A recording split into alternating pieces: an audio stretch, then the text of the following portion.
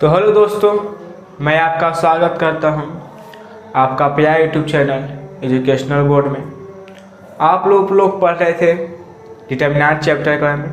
तो देखिए, determinant chapter में आप लोग को हम कुछ प्रॉपर्टी बताएं, प्रॉपर्टी ऑफ डिटरमिनेंट के बारे में। उस प्रॉपर्टी में भी आप लोग को हम कहे थे 6 पॉइंट बताएंगे। तो देखिए दोस्त, आज 6 पॉइंट में आप लोग को हम करीबन 5 पॉइंट क्लियर कर दिए हैं। आज हम लोग छठा पॉइंट में करेंगे, ठीक है। तो देखिए, छठा पॉइंट उसी प्रकार है जिस प्रकार का आप लोग 5वां पॉइंट पढ़े थे। तो 5वां पॉइंट आप लोग जानते थे कि रो में, और इसमें छठा पॉइंट में है कॉलम में। तो 5वां पॉइंट को आप लोग थोड़ा सा हम रिवाइज करते हैं, उसके बाद हम लोग चलेंगे 6 पॉइंट में। तो ठीक है, तो 5वां पॉइंट हमारा क्या था? यदि किसी डिटरमिनेंट में, किसी कॉलम में, यदि किसी डिटरमिनेंट के किसी एक कॉलम में कोई कांस्टेंट से गुणा किया जाता है तो वह कांस्टेंट किसी दूसरे कॉलम में जोड़ा या घटाया जाए तो उसके मान में कोई परिवर्तन नहीं होता है। और इस प्रोसेस को हम लोग ऑपरेशन ऑफ कॉलम कहते हैं, ठीक है। यही हमारा छठा पॉइंट है, ऑपरेशन ऑफ कॉलम कहते हैं, ठीक है। तो यही आपका 6 पॉइंट है। और इस प्रॉपर्टी लास्ट पॉइंट को कंप्लीट करने के बाद आपका टोटल प्रॉपर्टी डिटरमिनेंट चैप्टर का कंप्लीट हो जाएगा। उसके बाद हम लोग चलेंगे माइनर और कोफैक्टर के बारे में, और फिर एरिया ऑफ ट्रायंगल के बारे में। ये 3 पॉइंट बचा हुआ है। आज हम लोग कोशिश करेंगे कि इसी वीडियो में आप लोग को हम वो तीनों पॉइंट और कंप्लीट कर दें, ताकि अभी इस चैप्टर में जितना थ्योरी था वो कंप्लीट हो जाएगा। और हम लोग नेक्स्ट वीडियो में चलेंगे एक्सरसाइज की ओर। तो चलिए दोस्तों, स्टार्ट करते हैं ज़्यादा टाइम न वेस्ट करते हुए। अगर आप इस चैनल पर, आपसे रिक्वेस्ट है हमसे कि आप अगर इस चैनल पर पहली बार आए हैं तो प्लीज़ चैनल को सब्सक्राइब करिए और बेल आइकन को प्रेस ऑन करिए, क्योंकि जब भी मैं वीडियो अपलोड करूँगा उसका नोटिफिकेशन सबसे पहले आप तक पहुँचेगा। तो चलिए, इस चैनल में थोड़ा सा न्यू चैनल है, तो आप लोग प्लीज़ इसको सपोर्ट और अपने प्यार स्नेह बनाए रखिए। और हम भी अपने तरफ से पूरा सपोर्ट देंगे कि आपके बोर्ड एग्ज़ाम में अच्छे परसेंटेज आ सकें। और मैथ्स के लिए एक थोड़ा सा ज़्यादा स्पेशल चैनल तैयार किया गया है। तो चलिए स्टार्ट करते हैं। आप लोग हर चीज़ बोर्ड पर होगा, सो और वही कंटेंट को हम अपने बोर्ड पर जानेंगे और हम लिख कर थोड़ा सा समझाएंगे। तो चलिए दोस्तों, स्टार्ट करते हैं। देखिएगा आप लोग,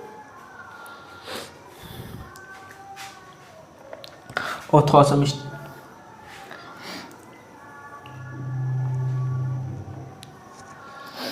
तो देखिएगा, आप लोग को हम पॉइंट बता दिए हैं कि पॉइंट कौन सा है। आप लोग को हम एग्जाम्पल के थ्रू बताते हैं। तो देखिएगा, एग्जाम्पल में हम लोग लेते हैं, आपको हम समझाएंगे। तो समझिएगा, यहाँ ले लिए A, B, C, D, E, F, G, H, I। अब ये एक डिटरमिनेंट है, तो इसमें हम लोग कोई कांस्टेंट से गुणा करेंगे और दूसरे कॉलम में जोड़ा या घटाया जाएगा, ठीक है। तो देखिएगा, कोई भी डिटरमिनेंट को, खास करके प्रॉपर्टी ऑफ डिटरमिनेंट को, एग्जाम्पल को सॉल्व करिएगा तो उसमें एक रूल याद रखिएगा। वो रूल क्या है कि आप लोग जो भी रो और कॉलम में प्रक्रिया करेंगे तो उसको आप लोग साइड में लिखिएगा। तब अगर नहीं लिखिएगा तो नंबर ऑफ कोर्स कटेगा ही कटेगा। इसलिए एग्जामिनर को कैसे पता चलेगा कि आपने कौन से डिटरमिनेंट में, कौन से कॉलम में और कौन से रो में आपने कौन सा प्रॉपर्टी यूज किया, कौन से कॉलम में आप लोग मल्टीप्लाई किए हैं, कौन से रो में आप लोग जोड़े हैं, कौन से कॉलम में आप लोग घटाए हैं। तो ये चीज़ आप लोग लिखिएगा, ठीक है। तो यहाँ लिखेंगे C3 tends to C3 plus minus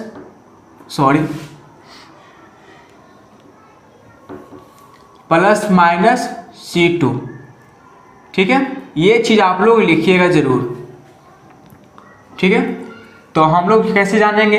तो ये आपका थर्ड कॉलम है, इसमें हम लोग प्लस माइनस करेंगे और जोड़े C2 को मल्टीप्लाई करेंगे K से, ठीक है, सॉरी। तो देखिएगा, तो हमारा क्या हो जाएगा, यहाँ पर हमारा हो जाएगा A B C plus minus B के और D E F plus minus E के, यहाँ हो जाएगा G H और I प्लस माइनस H के। ठीक है, ये आपका RHS हो गया। अब हमें इसे प्रूफ करके LHS लाना है। तो देखिए यहाँ हो जाएगा आपका A B C और D E F, यहाँ हो जाएगा G H I। ठीक है, अब प्लस माइनस यहाँ हो जाएगा आपका A B B के D E E के और देखिएगा G H I के, सॉरी H के होगा, नॉट I के, H के। अब देखिए ये प्रोसेस, ये यहाँ पर कौन सा प्रॉपर्टी यूज हुआ, आप लोग अपने माइंड में सोचिए। देखिए ये प्रॉपर्टी आप लोग को हम पहले बताएं पिछली वीडियो में कि यदि किसी डिटर्मिनेंट में किसी कॉलम में या किसी रो में दो अवयवी का योग हो तो वो योग दो अलग अलग डिटर्मिनेंट के योग के बराबर होता है, जिसमें प्रथम डिटर्मिनेंट में प्रथम अवयव और सेकेंड डिटर्मिनेंट में सेकेंड अवयव को लिखा जाता है और बाकी शेष अवयव को दोनों डिटर्मिनेंट में लिखा जाता है। तो देखिए ये चीज़ हूबहू यही यहाँ पर लिखे। अभी देखिए यहाँ दो अवयव का था तो पहला में ये अवयव हो गया, दूसरा में ये अवयव चल गया, यहाँ प्लस माइनस हो गया। ठीक है, अब देखिए यहाँ अब ये तो मेरा LHS ही यहाँ आ गया ना, इसी में से ना निकला ये, और ये हमारा RHS है। तो देखिए आप लोग गौर करिएगा इसमें कि इसमें कुछ कॉमन होगा, तो कॉमन बिल्कुल हो रहा है। कौन हो रहा है? के। और के कॉमन क्यों हो रहा है? क्योंकि ये देखिए थर्ड कॉलम में के ही है, एच के बी के आई के सॉरी बी के ई के एच के। तो के हम लोग यहाँ पर कॉमन ले लेंगे। ठीक है, के को कॉमन ले लेते हैं और कॉमन लेने के बाद हमारे पास बचेगा क्या? ए बी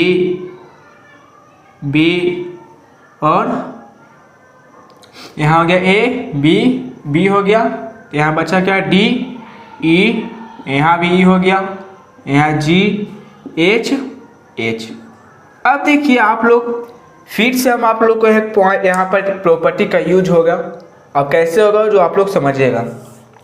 देखिएगा यहाँ के कांस्टेंट में है, आप लोग को हम प्रॉपर्टी में बता दिए। अब आप लोग याद करिए कि आप लोग को हम पहले प्रॉपर्टी में बताए थे कि यदि किसी डिटर्मिनेंट में दो रो या दो कॉलम का अवयव आपस में समान हो जाता है तो उस डिटर्मिनेंट का मान 0 होता है। तो देखिएगा आप लोग ध्यान दीजिएगा कि इस डिटर्मिनेंट में कौन सा रो या कॉलम बराबर हो रहा है, सेम ही है।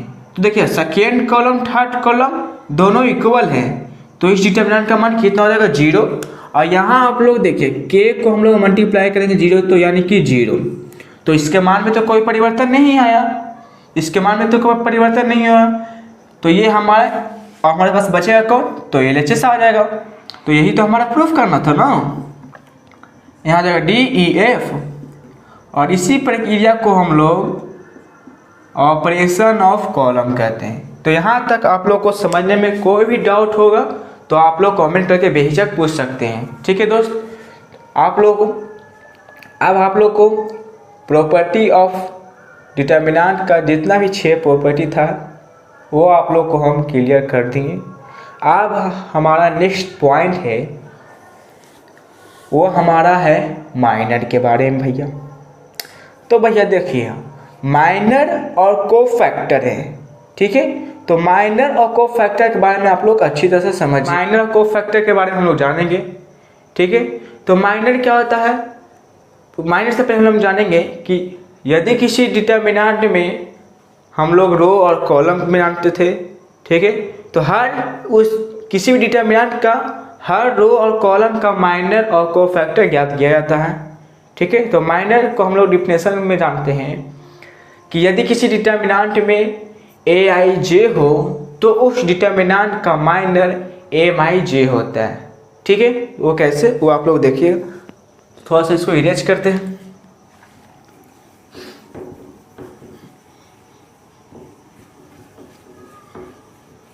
ये 3 पॉइंट है, आप लोग को क्लियर हो जाएगा तो चैप्टर कंप्लीट। उसके बाद हम लोग डन डायरेक्ट एक्सरसाइज की ओर आ जाएंगे, ठीक है। तो आप लोग प्लीज इस चैनल पर अपना प्यार स्नेह बनाते रहिएगा, क्योंकि देखिएगा और समझिएगा। हमने आपको बताया क्या कि यदि किसी डिटर्मिनेंट का अवयव ए आई जे हो, क्या हो, यदि किसी डिटर्मिनेंट का अवयव ए आई जे हो तो उस डिटर्मिनेंट का माइनर एम आई जे होता है, ठीक है। क्या होता है, एम आई जे होता है, और इसे हम लोग डिनोटेड भी करते हैं माइनर को।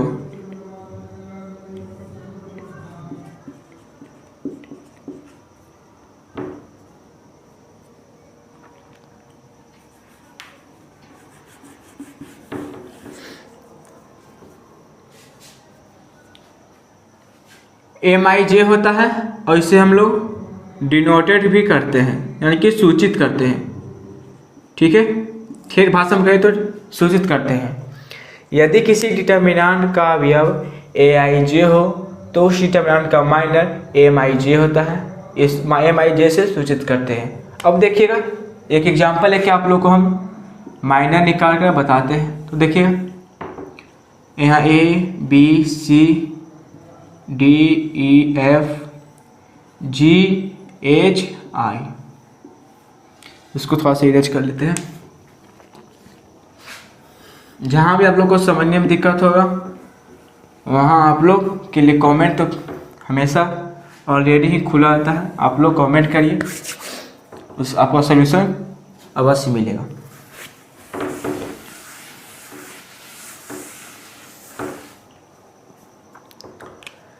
देखिए फ्रॉम R1 से करेंगे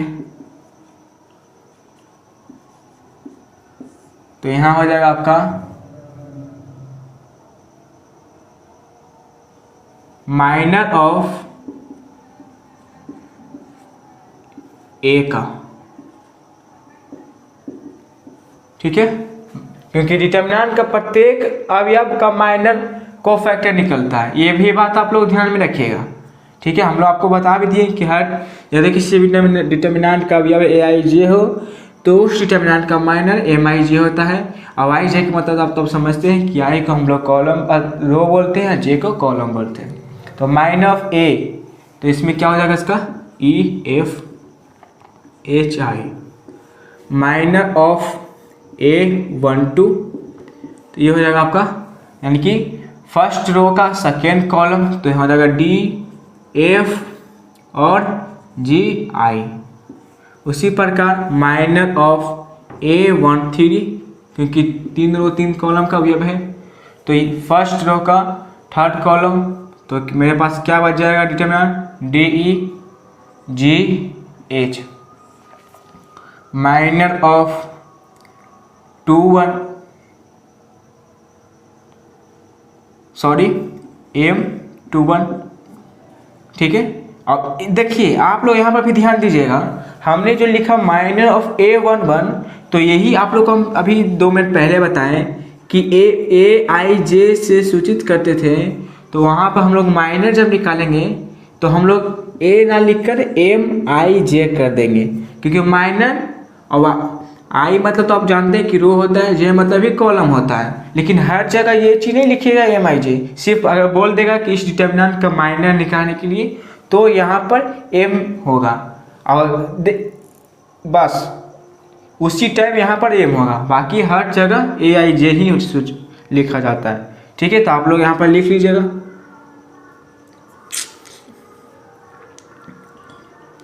वन टू M13 M21 तो है ये, ठीक है। अब देखिए सेकेंड रो का फर्स्ट कॉलम को झाँकिए तो क्या बचेगा, BC और HI। और यहाँ पर आप लोग शो हो रहा होता, लिख लेते हैं यहाँ पर भी, माइनर ऑफ AM22, यानी कि सेकेंड रो का सेकेंड कॉलम। तो यहाँ ACGI,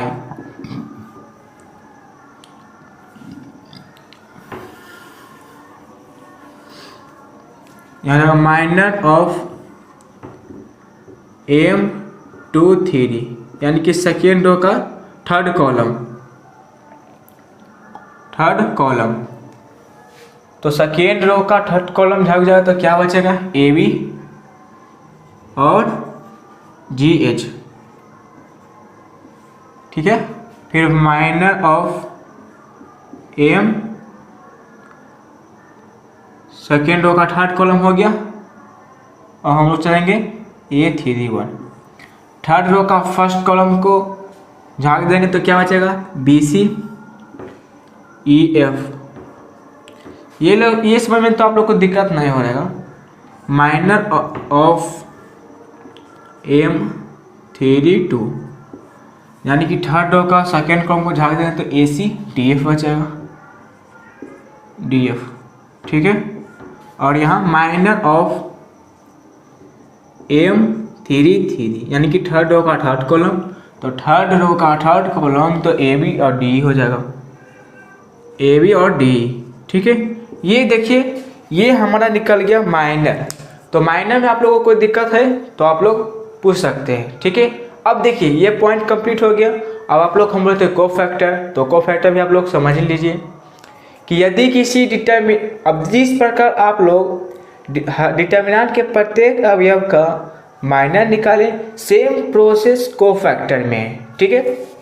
सेम प्रोसेस कैसे है वो आप लोग समझाते हैं हम कि देखिए जहाँ पर हम लोग माइनर ऑफ AIJ लिखते थे, सॉरी MIJ लिखते थे, वहाँ पर हम लोग को चेंज करके लिखना है CIJ।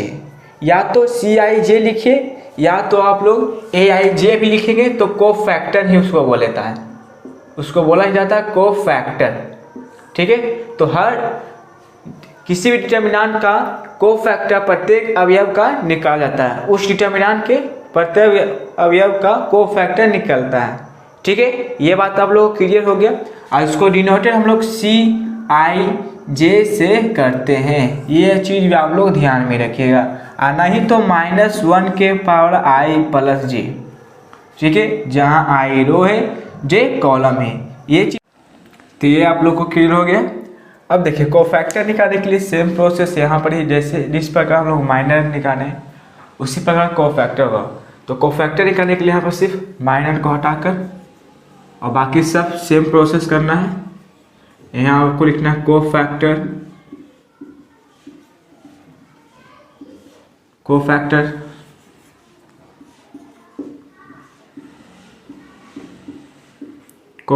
ऑफ A12, ठीक है।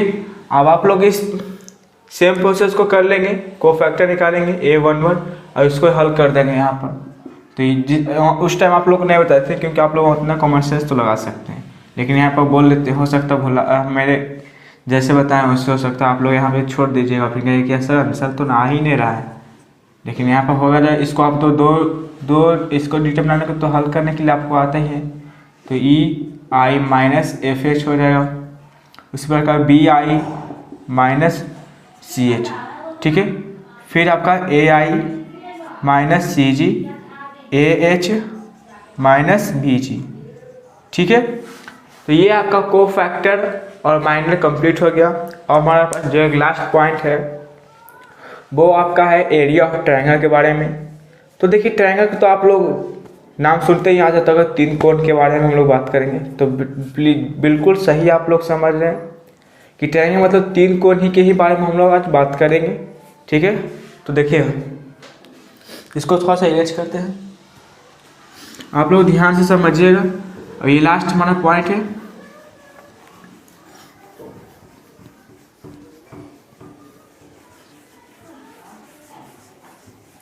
खाली इतना ध्यान रखिए कि माइनर और कोफैक्टर में सिर्फ फर्क कितना ही है, अंतर है कि यहाँ हम लोग माइनर लिखते हैं और वहाँ कोफैक्टर लिखेंगे बस, बाकी सेम प्रोसेस दोनों का सिर्फ एक सेम ही है और कुछ उतना कोई खास डिफरेंस नहीं है।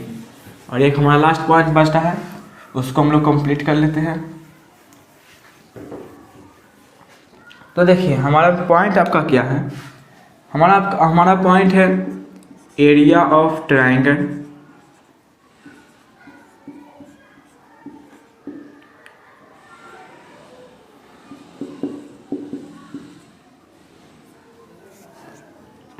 ट्रायंगल।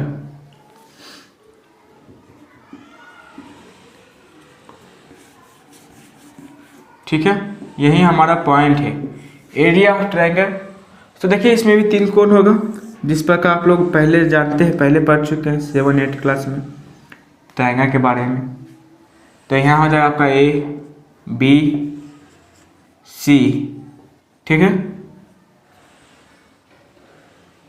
ABC हो गया। यहाँ हो जाएगा आपका X1 Y1, यहाँ हो जाएगा आपका X2 Y2 और यहाँ X3 Y3। अब देखिए इसका कोई ज़्यादा कोई उतना रूल नहीं है, सिर्फ एक फार्मूला आप लोग याद रखिएगा कि 1/2 into 1 X1 X2 X3 Y1 Y2 Y3, यही इसका फॉर्मूला होता है। ठीक है, और सेम चीज इसका इक्वल टू 0 होगा। ठीक है, तो कोई भी ट्रायंगल दे देगा, एक क्वेश्चन दे देगा आप लोग 5 6 6 7 8 2, ये आपका क्वेश्चन दे देगा। सॉरी, ये क्वेश्चन है, आप लोगों को बोला इसका एरिया ऑफ ट्रायंगल निकालने के लिए, यानी कि उसका क्षेत्रफल ज्ञात करने के लिए। तो बस सेम प्रोसेस यहाँ पर बिठा दीजिएगा इसको। यहाँ पर देखिए आप लोग ऊपर से, यहाँ पर आपको क्या करना है, लिखना 1/2 1 1 1 और X1 के स्थान पर यहाँ क्या है 5 है, तो 5 हो जाएगा। और X2 के स्थान पर ये हो जाएगा X1 Y1 X2 Y2 X3 Y3। ठीक है, तो यहाँ 5 और X2 के स्थान पर 6 हो जाएगा, X3 के स्थान पर 8 हो जाएगा और यहाँ हो जाएगा आपका Y1 है, तो Y1 के स्थान पर 6, यहाँ 7, यहाँ 2 और 1/2। इस डिटर्मिनेंट को तोड़ने के लिए तो आप लोग को आते ही है, इसमें तो कोई दिक्कत नहीं है। तो ये डिटर्मिनेंट तोड़ कर जो भी आपका आंसर आएगा उसको आप लोग यहाँ पर लिख कर मल्टीप्लाई कर दीजिए, जैसे 1/2 इंटू जो भी आएगा उसको आप लोग काटेगा तो काटेगा, नहीं तो डायरेक्ट मल्टीप्लाई करके आंसर लीजिएगा। यही आपका एरिया ऑफ ट्रायंगल का फॉर्मूला है, यही आपका पॉइंट था। तो ये देखिए लास्ट पॉइंट आप लोगों को कंप्लीट हो गया, एरिया ऑफ ट्रायंगल निकालने के लिए बता दिए। अब तो देखिए आप लोग को डिटर्मिनेंट चैप्टर में जितना थ्योरी होता है इस चैप्टर में आप लोग को उतना थ्योरी कंप्लीट करवा दिए। एक लास्ट इस चैप्टर में ज़्यादा 2 से 3 पॉइंट है जो आपके लिए इस चैप्टर को इम्पोर्टेंट पॉइंट है। पहले आपको समझना है डिटर्मिनेंट के बारे में, माइनर, कोफैक्टर और आपका रो कॉलम, ये इसमें थोड़ा सा माइंड में रखिएगा।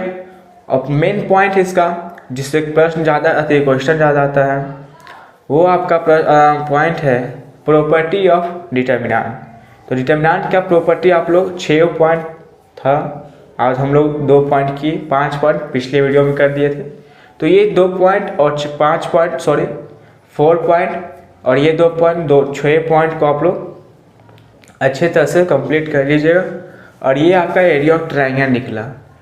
तो ये पूरा थ्योरी कंप्लीट हो गया। ठीक है, अब हम लोग नेक्स्ट वीडियो में मिलेंगे एक्सरसाइज 4.1 तक।